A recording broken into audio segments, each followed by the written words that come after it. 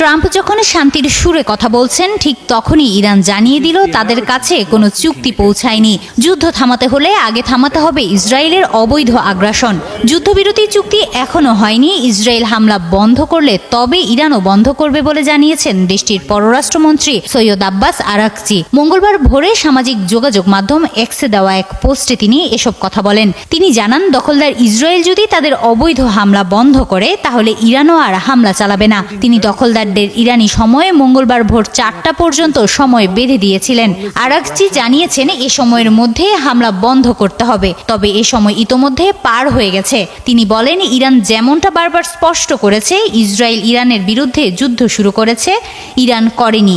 এখন পর্যন্ত যুদ্ধবিরতি নিয়ে কোনো চুক্তি এবং হামলা বন্ধের সিদ্ধান্ত হয়নি। তবে ইসরায়েল হামলা বন্ধ করলে তেহরানের আর যুদ্ধ চালিয়ে যাওয়ার ইচ্ছা নেই। আমাদের সামরিক হামলা বন্ধের চূড়ান্ত সিদ্ধান্ত পরে নেওয়া হবে।